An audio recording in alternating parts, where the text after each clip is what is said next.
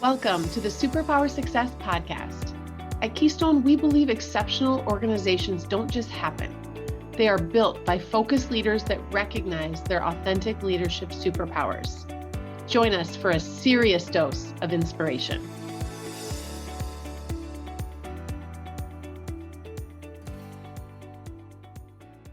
Welcome to the Superpower Success Podcast. We are glad you are back. We are always glad you're here for a little dose of inspiration, maybe some leadership perspective. And today I've got Klaus Lemke with me. He's the managing principal of Midion. He's also the author of Better Building, Lean Practice for the Practice-Driven Organization. He is an expert in all things construction industry, but really in how to run an efficient, strong organization that can scale. And so obviously we all need a little bit of expertise in that right now. So Klaus, thank you for being here and for being willing to share your story and your leadership lessons with us. Yeah, thank you so much. I'm excited to be here. So I want to start with just your story, right? We find that when we look at successful people, sometimes from the outside, it just looks like it's been easy and just a straight path. And when you actually dig in to most people's paths, it's a little bit more like a jungle gym than it is a career ladder. There's a lot of twists and turns and things that happen. So tell us a little bit about your journey. Like, how did you get to being the founder of a company, and getting to this point in your career and in your level of success? Yeah, I never thought I would end up here, and I'm not like a real risk taker or a hardcore entrepreneur. So it's been like a series of maybe lucky events, but kind of, a series of things that kind of led me to where I am. I went to school as a structural engineer in Illinois, graduated from there and got hired with a company called Chicago Bridge and Iron.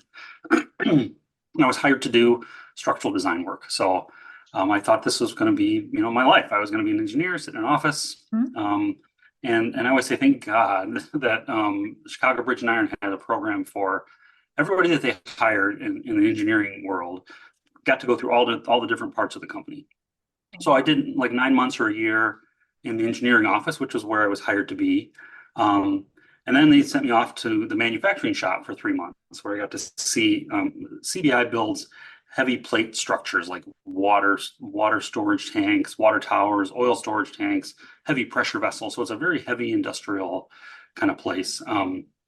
But after I did 3 months in the manufacturing, they sent me off to my first construction job, where I got to be a project engineer on a job site in Toledo, Ohio, at an oil refinery. Not a beautiful place, but when I was leaving the engineering office, all the other engineers who had been there for 3, 5, 7 years, younger folks, they all said the same thing, like just get through it, you'll be fine. Kind of hold your nose, you'll survive the whole construction episode. You'll be back here in the office before you know it. And they kind of really scared me, like, what is going to happen to me out there?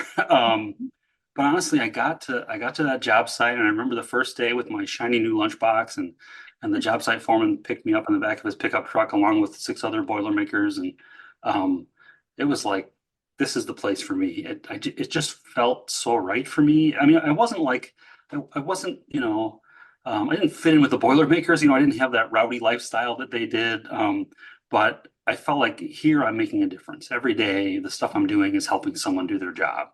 And it was just such a great eye-opening experience for me. My history, my dad was a carpenter, so I kind of knew about the trades, but it was my first real experience working with a crew like that. So when it was time to go back to the engineering office, I said, hey, can you just send me to the next job? And I went, from project to project. I went from Toledo to the Twin Cities. I worked at the Coke refinery doing shutdown work for 3 years in the early 90s. And then I worked in a refinery in St. Louis. And finally, it was time to settle down because my kids were getting older, and my wife and kids were traveling with me. So it was time to go park it somewhere. So I switched to work for a general contractor in Milwaukee, Wisconsin. And that's where really the rest of my career lived out before I got to Lean Project, now Midion. When I got to the general contracting world, I was blown away by how broken construction was. I couldn't believe the way a general contractor would be awarded a job from an owner that doesn't know him, from a designer that he had no input into the design. Then he hires a bunch of subcontractors to execute the work, and they hardly know each other sometimes, and nobody knows anything about the design. And then we go plow through it. So that was really an eye opener for me. And I was kind of in shock for several months. Like, I couldn't believe this is how construction happened after being at CBI, where it was a much more integrated sort of thing. So that started me looking for something different. And I went back and got my MBA at Marquette University. And while I was there, I learned about lean manufacturing. And one of my little research projects during that program was to kind of determine, could this work in construction? And of course it could, and it was. Other people were already doing it. I just hadn't seen it. So that put me on a path to, I got to know Greg Howell from LCI, and he was the president of Midion at the time, Lean Project. And I just learned about the whole lean and continuous improvement and how it could be applied to construction. And that was kind of with me from there on out. It was, I worked with general contractors in Milwaukee for 15 years or 18 years, everything from project managers to VPs. I helped a couple contractors open new offices in the Milwaukee market. So I got to be in all parts of the company, but there was always this nagging thing in the background about, finding a better way. And finally, after kind of being frustrated with the industry, I remember calling Greg Howell, who was president of Lean Project at the time. And I said, Greg, can you make a living as a consultant? How does that work?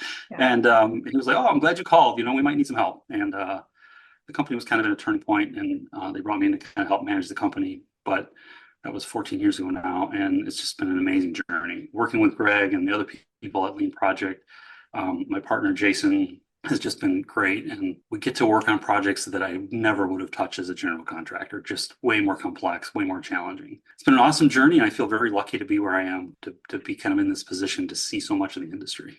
It's fascinating to hear people's stories. I mean, I get to do this, right? It's the reason I keep doing the podcast every 7.5 years, is just to see these moments of like, you thought you were going this direction, and nope, that was just a muscle you needed to build so that you could do the next thing, right?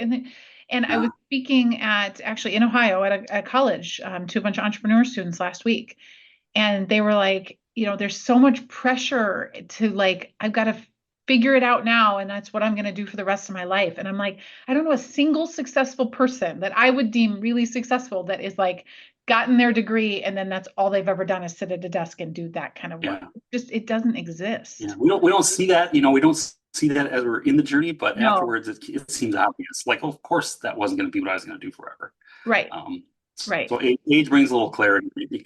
Yes. Well, and you say you're not a risk taker. And I think that's an important, there's different levels of risk, but I think that's an important thing to talk about as leaders, right? As people who own businesses or work in businesses, is we're taking small risks all the time, right? To leave a job, to take, go do something, to try something different. We're doing those. It's a calculated risk. Right. And it's got to be aligned to like, there's a problem I want to solve, or there's something I'm passionate about. And that sounds like that's what your journey was. Yeah, I think so for sure. And on a personal level, I mean, my wife's been such a great partner in all of this. And we've had many conversations like, hey, should we do this? Should we move across the country? Should we take a new job? Whatever it is. And so we've had this great partnership. And I think having that is so important, whether it's a spouse or friends or a network of people to just share ideas with, bounce ideas with it, and somebody that knows you and that you trust, that can kind of help you make some of those tough decisions, especially on a personal level. So true. It's really hard to do that by yourself and make those big decisions unless you have other people that know you at a deeper level. Is there, when you look back over kind of your entire career or even prior to that, right, and just in life, is there a leadership moment that you feel like kind of shaped or formed, the way you lead today? Because you lead clients on a daily basis, right, through really tough things. Yeah. Is there something you remember where it's like, oh, that's what a leader is? I think going back to my days at Chicago Bridge and Iron, when I was a young, field engineer, project manager, there was a moment where I said we worked up here at Coke Refining up in Minnesota, and we were doing the shutdown work there, which is, to take a section of the refinery out of service, do a bunch of maintenance and repairs, and then put it back in service. And they want to do it as quickly as possible because the plant's shut down while it's happening, so they're losing lots of money. And I led one of the major shutdowns there at Coke, And, we had like a 12-day schedule, and we got it done in 12 days. And, it was a great accomplishment, an amazing kind of victory for the team and for Coke and all the partners that they had assembled. But I didn't really see it as any big deal, like, well, yeah, we planned for 12 days and we got it done in 12 days. But the revelation for me came when I was sent to my next job. So the next job was in St. Louis at a Shell oil refinery. And we were there building some storage tanks, but at the same time, they were executing the same shutdown that we just finished at Coke. And so I was paying lots of attention. I wasn't working on it, but I was talking to all the plant operators and engineers about how's this thing going. And they use a completely different approach to award the work. Instead of a collaborative approach that Coke used, it was kind of like a lump sum, like shipped all the risk to the contractor kind of mindset. And what happened at the Shell refinery was, Coke, we did it in 12 days. The Shell went out for bids on it, and they got a 25-day duration from the winning contractor. Yeah, so when I got to Shell Oil, they were doing the same shutdown that we had just completed at Coke, and they awarded it to a contractor who gave them a 25-day duration as the low bid. So they wanted to execute a 25-day contract. And I was thinking, wow, we did it in 12, they're taking 25. I probably don't understand the whole story. As they were executing the contract, the duration got extended and extended and extended. And by the time they finished, it was something like a 45-day duration. And so we had done it in 12. They took 45. And I was thinking, wow, how can Shell afford to operate this way, And I remember talking to the project managers and the plant operators about, like, well, geez, is everyone like up in arms about this? And they're like, no, this is a shutdown. That's just how this works. It always runs long. And I was kind of floored, not by the difference in the approach, how much faster it can go and how much better it can go with a more collaborative approach, which of course was important. But the thing that really stuck with me was, if you're in it, you can't even see what's possible. Like, the people at that refinery didn't even know that there's a better way. And I think for me, that really stuck with me, not just when I think about helping our clients, recognizing that they can't always imagine a better possibility, but even in myself, when I feel stuck, it's like, there's another way to do this. I just don't know what it is yet. So thinking about kind of keeping an open mind and really looking for those opportunities beyond your comfort zone, beyond what you already know. And that was something that really stuck with me. Oh my gosh, this is so, I mean, I wrote a whole book on this about the stuck, right? Those points of Yeah, getting stuck throughout your success. And you are so right that when you're in the forest, you can't see the forest. And you need exactly. someone to, and it's a lot of like what you guys do, at Midion, it's what we do too, is a lot of our value to our clients is asking different questions, helping them see a different perspective because they're in it every day, right? They're emotionally attached to the way we've always done it or the process we've always followed. And it's hard, right, to see something different. I think it's a beautiful, beautiful leadership lesson. How would you describe, right? How would clients describe, how would your team describe kind of the leader you are today? How do you lead? What are those superpowers that you use? I think for us as a company and for me as an individual, what we've learned over the years is we're way more powerful when we listen than when we're talking. And that takes some, at least for me, it took a lot of learning to recognize that. I have this engineer mindset where I think, oh, I know the answer to this. Let me just explain it to somebody and it'll all be fine. Thanks. And I think, recognizing that maybe my answer isn't the only answer, or maybe it's not the right answer for this person. And even if it is, it's worthless if they don't trust you and they don't have the ability to kind of make a shift in themselves. So for me, I think really deeply listening and understanding someone's perspective, it's so important, and it kind of eliminates the problem of jumping to conclusions too quickly, uh, always giving advice, and people just become numb to that. But really engaging and building that relationship to make a difference, and really listening, I think it really starts with that. I love that. And so I want to dive a bit deeper into that because it's something I've been working on, right? As a consultant, we're often asked to like be the answer, right? Come in and help us. And sitting back and listening is a skill that I'm still working on sometimes, right? And not always being let me provide that. How do you see when you go into companies? How do you see that listening superpower play out or not? Where does that get in the way for a lot of leaders or, executive teams on making change and doing the things you're coming in to help them with? Do you see them behaving in a way where they're listening to each other, or is that a gap you see in a lot of organizations? Oh, it's very common that they're not listening to each other. I think, Right. one of the things when we first get engaged on a project, we spend a lot of time kind of understanding what's happening. So we'll have kind of one-on-one interviews with a bunch of different project performers and project participants. Um, we'll sit through a lot of meetings and watch what happens. And it's so common to watch people talk right past each other in a meeting, or for two people to have a conversation, and as soon as one leaves, the other one says, I don't know what the heck he's talking about. There's no way we're doing that. And it's not out of animosity or even, some kind of bad blood between two people. It's just the way people think business works, like I'm not going to bring up that stuff. I don't want to get into it. So for us, it's listening, but then, being able to share what you see. And, so many times for us, Jason and I were just on a project a couple of weeks ago, a new project that we're just starting out on, and we probably interviewed 6 or 8 people, and everyone blamed everyone else on the project. The owner blamed the designer and the contractor blamed the owner and the designer blamed the contractor and the owner, and it was all you could tell their complaints were things that were real, from their own perspective.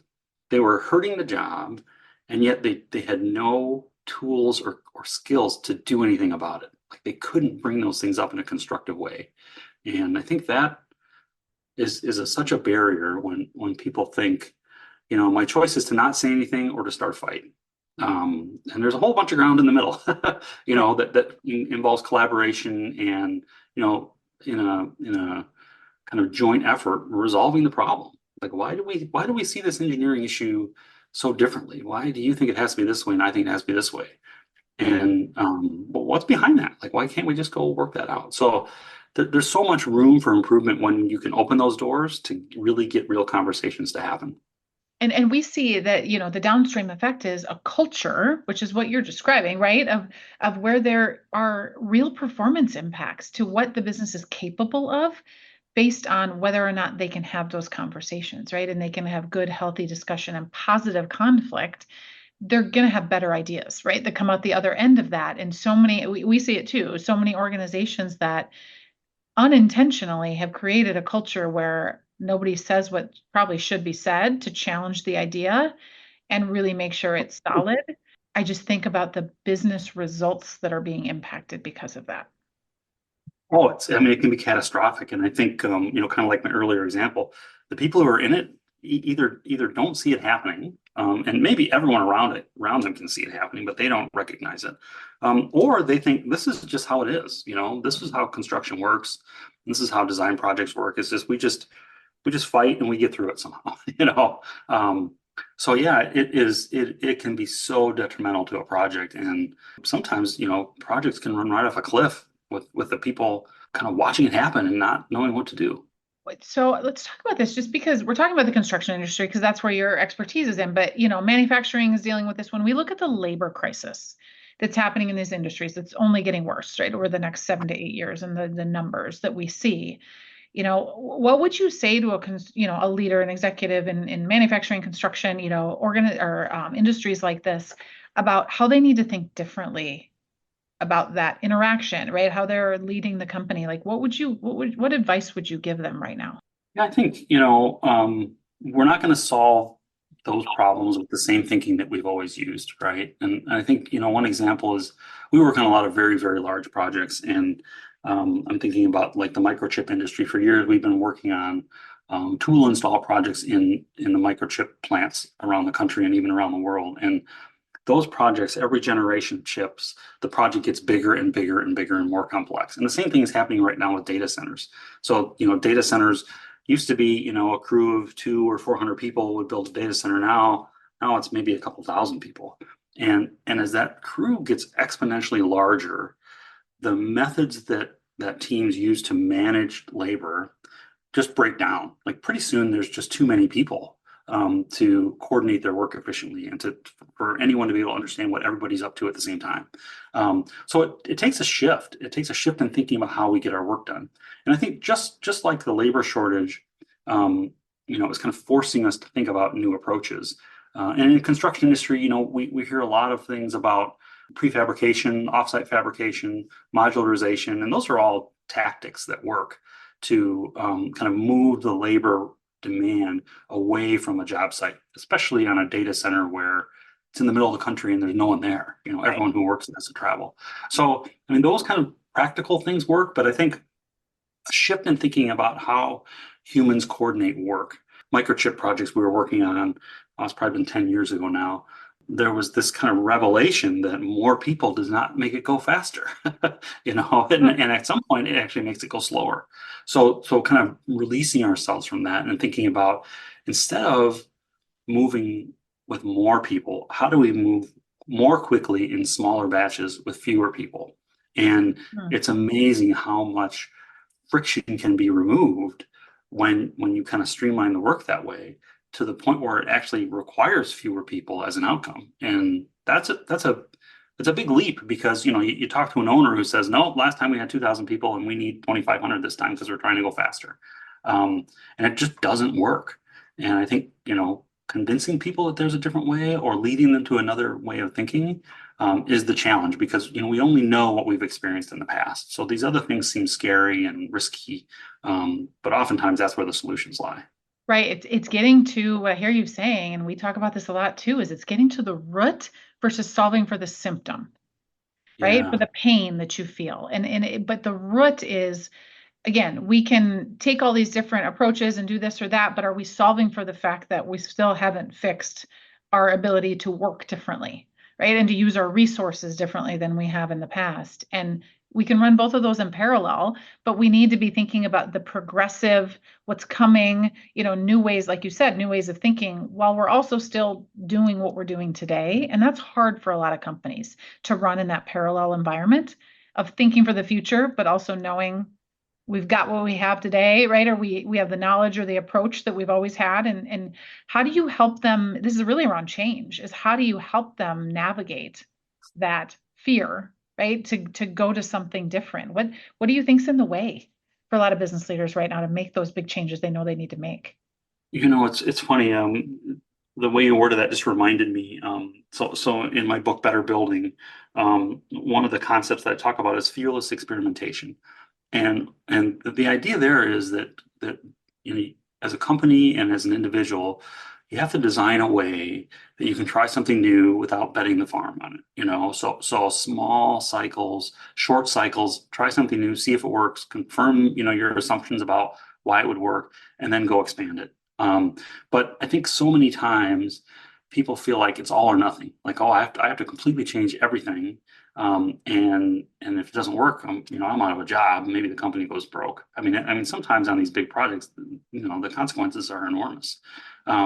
So thinking about designing a way to try things all the time, not just like, oh, hey, we got this big problem, let's just solve it, but to design your company and your teams around this idea of always experimenting, even when things are great and you don't need to change anything. What can we try? And when you can build that culture around this kind of fearless experimentation, like, yep, we're always trying stuff, and we have a way, we have each other's backs, and we have a little safety net system, so we know it's not going to all fall apart. Then you're in a position where you can really tackle bigger problems with comfort and with confidence as a team. And I think that it's a muscle you've got to build ahead of time, not in the heat of the battle. And you have to go through some of them and have the guts to go through some of them. Some are going to work, some aren't, to realize that this is changing our DNA as a company, right? When you do those, it changes how people think, how they make decisions. But it takes time. And the only way through is through, right? You can't avoid it. So as a leader, right, and working with so many leaders day in and day out, how do you find success in your own growth?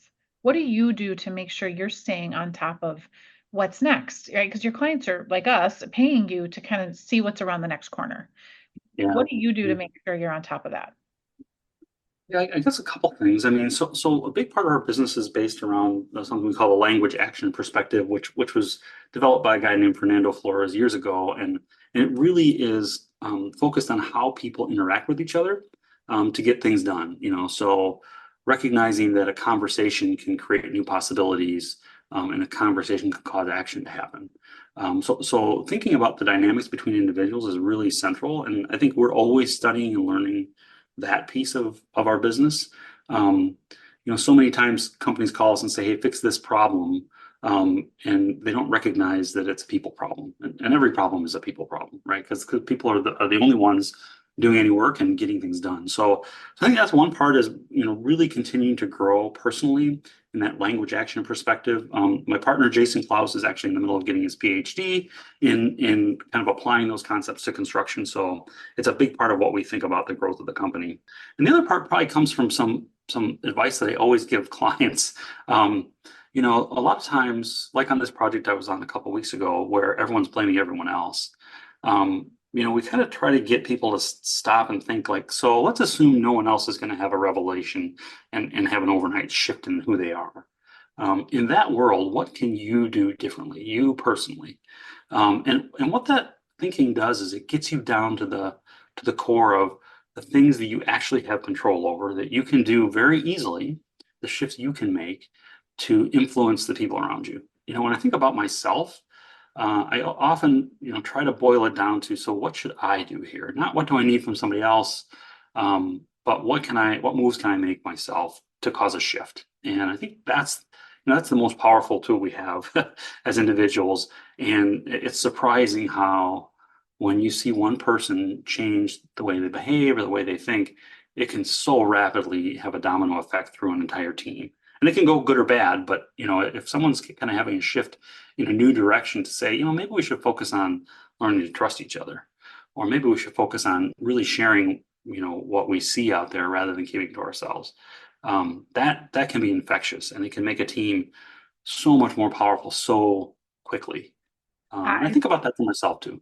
yeah, I think it's a great just piece of advice to kind of end everything we've talked about is we talk about conscious leadership is making, leading self first and really understanding how you're showing up and you modeling the way is essentially what you're saying is if we focus on instead of needing everyone else to change, how are we willing to change and then model that for everybody else? It does shift the dynamic. Yeah, And people do get inspired by that to say, well, wow, if he can do it or she can do it, well, maybe I need to think differently. And let's also, at a macro level, talk about our world right now. That's also the shift we have to make because that's what's kind of seeping into our businesses is it's not either I'm with you or I'm against you. There's a lot of area in the middle that we need to yeah, figure out. And I think the more that permeates our businesses, the more, in trouble our businesses are going to be from a cultural standpoint. Because as leaders, we've got to be the ones that are willing to come to the middle and say, maybe there is a different, maybe I'm not seeing the whole picture, right? Maybe there is yeah, a different perspective or new thinking that I need to use. So I think that's just a beautiful way to kind of wrap up your message. yeah. And go back to what you'd said earlier is if you're in it, you can't always see a better way. So Right. who are those people you're using, whether it's people like you and I, or it's people within their company. It's a mentor. It's to help them see maybe a different way. So I want to ask you just a couple of fun questions here at the end. These are kind of the bonus round, All right. just to kind of end on a kind of a fun note. To lead well, you need to be well. So we talk a lot about energy management as leaders and being healthy in mind and body.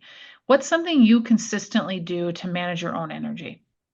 For me, it's about being outside, whatever that is. We've got a little cabin in Wisconsin that we escaped to, but even, I live in the city in Minneapolis, and if I can start the day outside, it changes everything. And I was actually out on the lake this morning on my paddleboard and watched the sunrise, and that is like completely energizing for me and kind of balancing. And I love that. And you show up in a different way, right? When you're starting your day that way versus grumbling out of bed and, straight to, Yeah, a cup of coffee. yeah, It's very yeah. different. It's very different. And it's like, and it doesn't have to be, today's a beautiful warm day, but, you could do the same thing in January when it's 20 below. And to me, it's still kind of this connection to what's around me, connection to nature, even in the city, but connection to forces that are bigger than myself. And yeah, it really is kind of grounding and stabilizing. I love that. Okay, my last question is, I'm going to give you a billboard, Klaus. You can put anything on it. What would you put on your billboard? What message would you want to share? That's a tough one. I think it would be something that we talked about earlier, that that you as an individual have more power than you think you do. And more control over what happens. You're not defenseless. You're not helpless. The circumstances surrounding you aren't going to define what happens, but what you do, set the tone for what happens next. So just thinking about, we all, no matter what position we're in, you don't have to be in a position of leadership. We all have more power than we think we do. And, learning to recognize that and embrace it, and, use it when you need to kind of make things happen. I love that. What a beautiful way to end it. That we have a lot of power, but we also have a responsibility and an impact that we have to be aware of as leaders. And it's a responsibility to how we impact other people and how we show up every day. So thank you for being on here and for taking the time to share your wisdom. It's such a unique perspective that you have, but it's also so gratifying for me to see someone doing work like we do, but not even in the same realm, right? In the same, but we're saying a lot of the same things, because the business climate and the business environment has to make a shift. And I think you and I are trying to be catalysts for that shift, being to a different way of thinking and different cultures. So I truly appreciate your perspective on all of this. Yeah, thank you so much for having me. Thanks for a great conversation. And to the listeners, thanks for continuing to engage. We love the feedback that we get about how these messages and these lessons from our guests are really impacting how you think about your own leadership journey. So if there's someone who needs to hear this, maybe there's someone in the construction industry that that needs to hear this message, or in any industry for that matter, share it. That's the kindest thing you can do for Klaus and I, is to share this message with somebody who needs to hear it today, because that is truly how we make a ripple and we create our own impact. So thanks to the community. Thanks to everyone for being here. And we look forward to chatting with you next time. Thanks so much for listening. If you enjoyed this episode, make sure and hit that subscribe button so you get the latest episodes as soon as we release them. And remember to keep maximizing your unique leadership superpowers. It truly is the key to building success, both in your career and in life.